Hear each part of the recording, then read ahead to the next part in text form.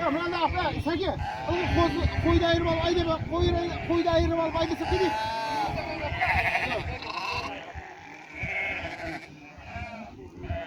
Ya bunu bir şey koy.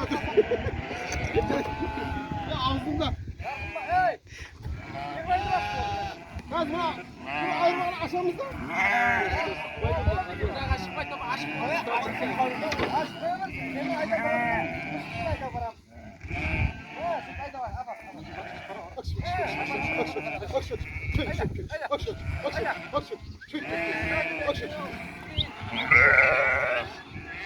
Hayır kalın.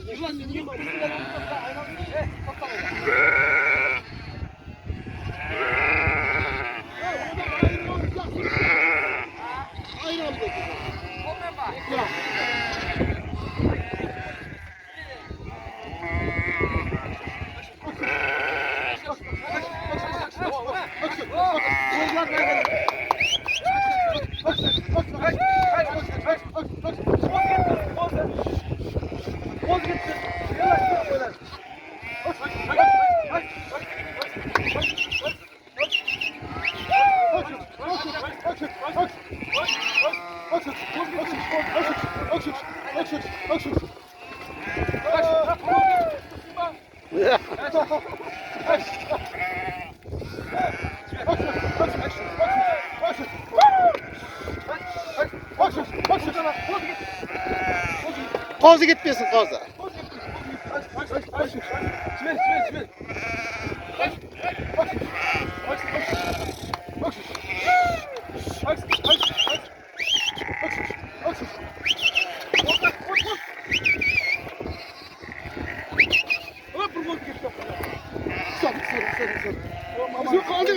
Aldı ver. Hey.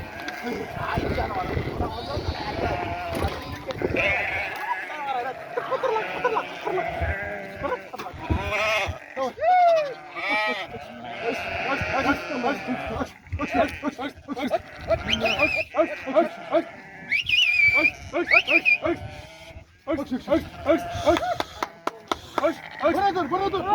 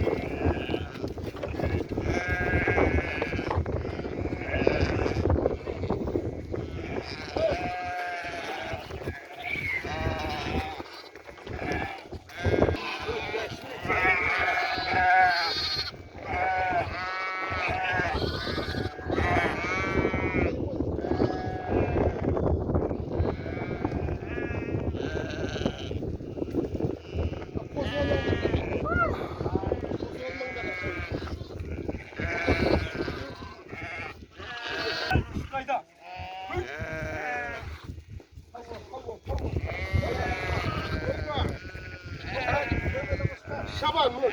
Şaban. Soktan git Şaban. Kozdan bak. Bitti de şimdi bak. Bas. Yılan çıkalım. Bak ayağım.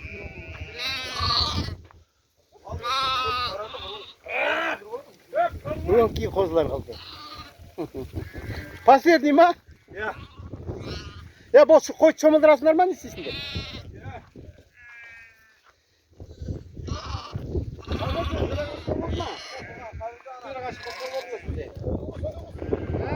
Ya bunlar neçaylık kozlar mı? Bir aylık ha? Bir ay bir canlı kozlar.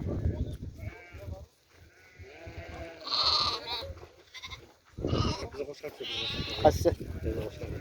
Seninki mi?